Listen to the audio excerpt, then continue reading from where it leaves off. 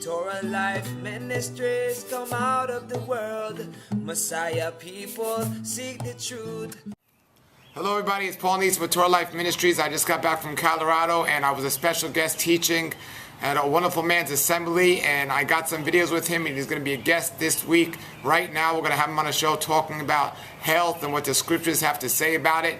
His name is Rabbi Ralph Messer, and I definitely recommend you check his stuff out.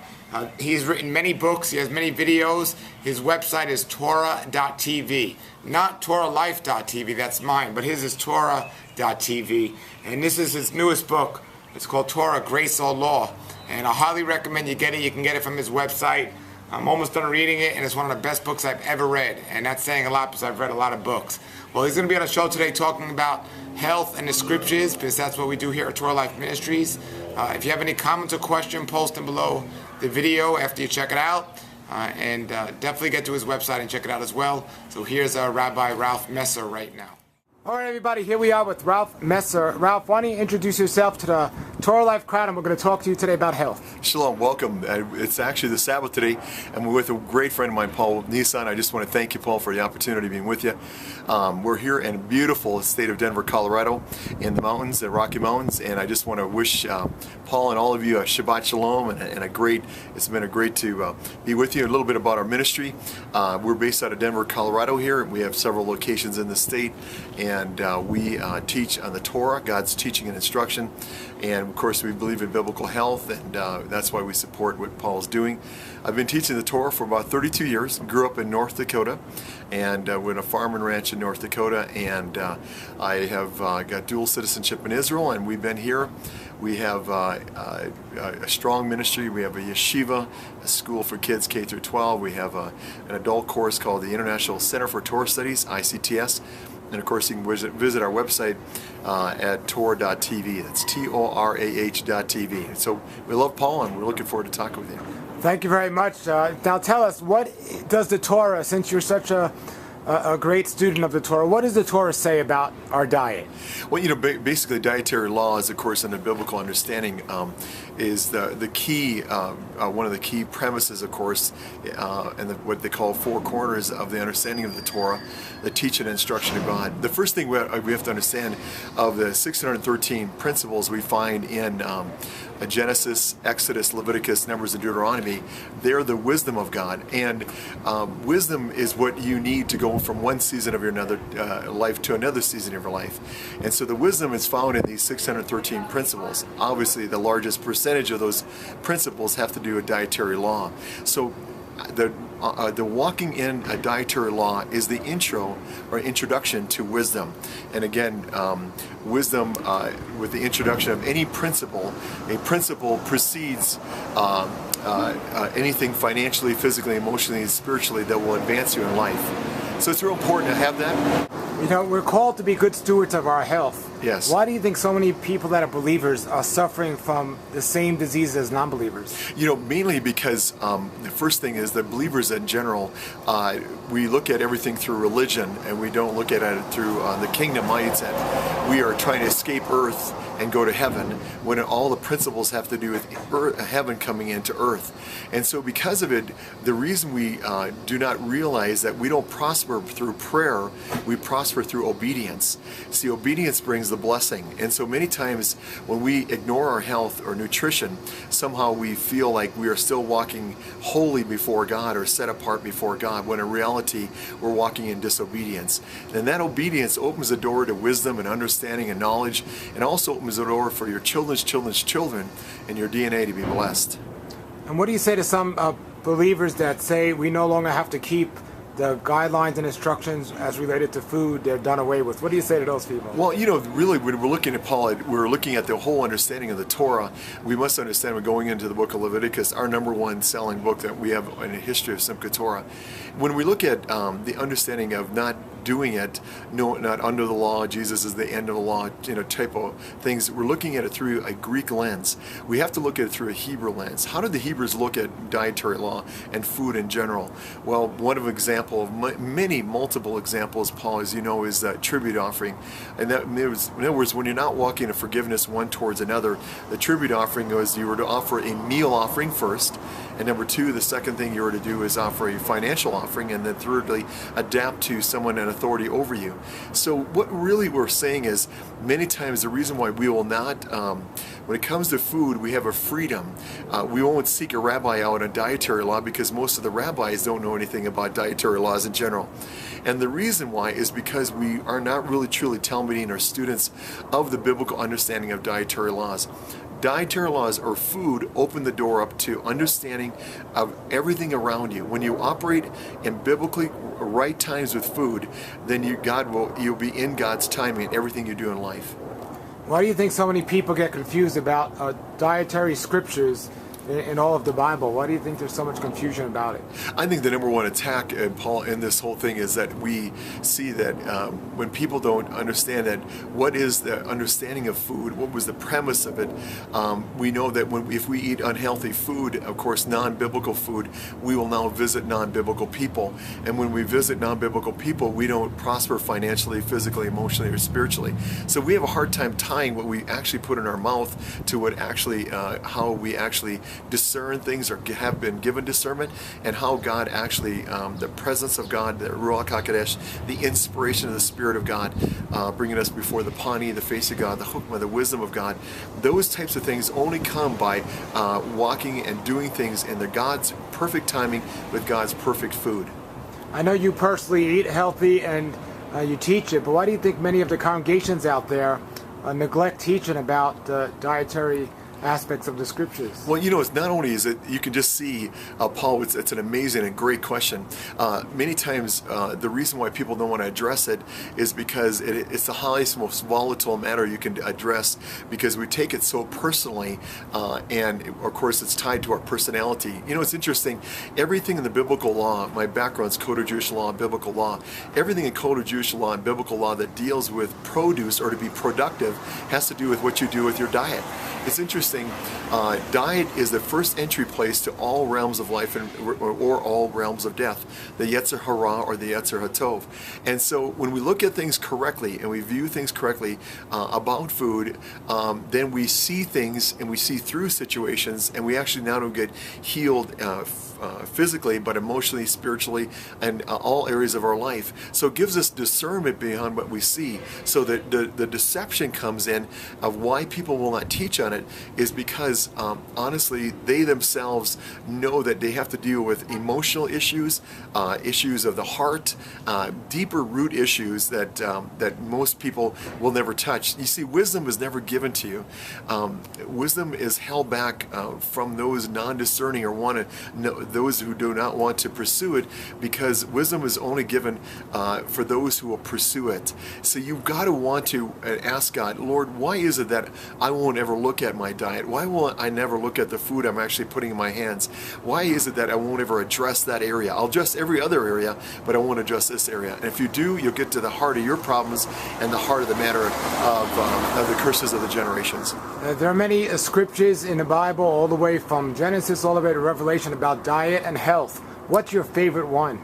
Oh, definitively. I so enjoy the main, I guess, one that lays out in my heart is number one. It has to do with the healing of the generations. I've always say this to my congregation, my congregate members. God doesn't decide how long you live on the earth. You decide. If you go into the book of Devarim or Deuteronomy, it says, "I will bless those who walk in obedience, and I will curse those who don't." So God didn't put the measure of whether or not you're blessed or cursed with the longevity of life based upon someone else, or you waiting on Him to somehow say, "God, heal me." See, prayer is something the Jews did after and thanking the Lord for showing him the wisdom to walk in obedience. But what happens is when we ignore obedience, then we walk outside of obedience, and when we walk in the realms of death, and we bring death in personalities and people and relationships, and even who we choose to marry and who we're around. And those realms are critically important in our life. So you choose how long you're going to live in life, not God. It's quite a shock when somebody learns about the dietary aspects of the Bible to change overnight. How did you personally deal with it when you learned? Did it take you a while to change, or are you still struggling with it? How did it work for you? With my community, obviously, I believe that there's only two ways of learning in life: mentors or mistakes. Choose mentors. When you want to change a season in your life, you get a mentor, because a mentor is one who's absorbed all the pain that goes with a problem you're trying to solve. And now when you adapt to a mentor, you automatically eliminate the pain that would normally go with the problem or the crisis that you're trying to solve. See, a crisis is simply, in Hebrew, the root word, going back to the Paleo Hebrew of it, basically a crisis is the same root word in Hebrew as promotion. So what happens is the reason why we have crisis of health is because we're not really willing to adapt to someone of a mentor around us. Think of it for a second in the Bible when the Yeshua, Jesus, was healing a man. He came and he healed this man. And remember in the Bible, what's the first thing he dealt with him? He said, I want you now to go and I want you to tell no one what I've told you, number one. Number two, I want you to go to adapt to a priest. And number three, I want you to provide a meal or financial offering to someone beside yourself. So food has to do with a heart position, and God wants to position us always so that we have a greater increase, not only for us, but our children's children to the third and fourth generation. See, not to follow dietary laws is not transgression, where you not only willingly and knowingly not walk in the principles of God, but it's passing on iniquity to the third and fourth generation. In other words, the children of your bloodline, of your DNA, will actually walk in the same dietary laws of cancers or whatever, because it's recorded obviously in your DNA, that you do. And so there's 22 letters in the Hebrew alphabet. There are 22 pairs of chromosomes in your body. There are 22 amino acids in your body. Psalms 22, Yeshua's and Calvary. So there's something tied to the DNA of our cell structure that when we put appropriate food and diet there, we hear the voice of God, the Batko, we walk stronger with God, and we are also helping our generations after us. Have you seen personally many healings of people since they changed their diets and lifestyle? No doubt. I'm dealing with a lady right now, dealing with a terminal case of cancer right now in her body right now. Sustained walking with cleansing. Isn't it interesting? When we want to cleanse our body, we use diet. We use actually food to cleanse our body. When we want to contaminate our body, likewise we use food to contaminate our body. So isn't it interesting that you can have lots of wisdom? I've been teaching the Torah for 32 years, but I could lose my life tomorrow just based upon a dietary law, and all the wisdom I've ever learned that I actually could pass on to other generations stops with me just not walking in what I could determine by simply walking in an appropriate order. See, order is the accurate arrangement of all things. The Torah is a book of order. Dietary food is everything is arranged exactly according to your temple before God. When we don't understand order, we are still in exile in our mind and exile in our mindset. And when you're in exile, you're outside of the blessings of God. So it's real important to walk in order, the accurate arrangement of things, know our God wants to walk out in order, and when we do, people of order are comforted by us and are drawn to us. Great. Tell everybody out there that if there's somebody out there dealing with disease right now, the doctors aren't giving them any hope. In closing, give them a sign of encouragement from your knowledge of Scripture. Well, I loved, obviously my favorite book is Leviticus. I'm a master teacher of it. For years I've taught on it. Leviticus 13, Leviticus 15 specifically deals with God said when you wake up in the morning that day, where you're cleansing yourself and changing the status with water or oil. Today if you're struggling with cancer in your body, let's say you're struggling just in general and saying, man, I've gotten this bad report. I just received a bad report. Well, the individual who's giving the bad report is only limited to help you based upon the wisdom he has with your Creator. If he's not hooked up with your Creator and you're his creation, then who's the authority here? Well, the authority is your Creator. And when your Creator says it's by the principles of God, there are 613 principles, and when you walk in the biblical principles of God, then the principalities and powers and rulers of darkness that have taken a position legally in your body are now taking an illegal position. So grab the principles of God, dietary laws. When you apply them, that principle, that bad report that's been against you, that is now bound or forbidden. And now we loose or permit the authority of God in the heavenlies to be able to release a blessing within you. You see, every day I want to remind the person who's ill right now, In the Aaronic blessing, traditionally we say, may the Lord bless you and keep you. May the Lord make his face to shine upon you and be gracious to you. May the Lord lift up his countenance upon you and give you his shalom. Do you know that in the Paleo Hebrew, the original Hebrew, God actually approaches his creation in that blessing in the book of Numbers, and he says to his creation, can I have permission to actually dwell here so that I can fulfill my goals that I have in the earth that day? So if God is approaching the Creator is approaching his creation to do that, today ask him to do that.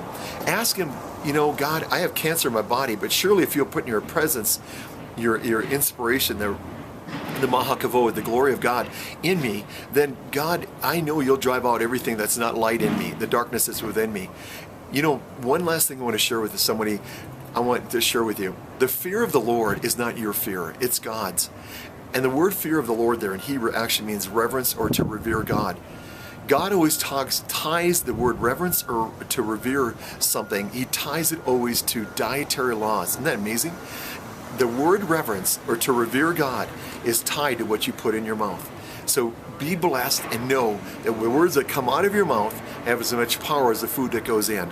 So be blessed and know that you are healed, for he is Elohim, the intensification of all power. He is Adonai, the force of God upon this earth, forcing his way into every cell of your body, every cell structure of your body, every bit of food that you touch, and everything that's in creation. You are his creation, and you're blessed under the covenant.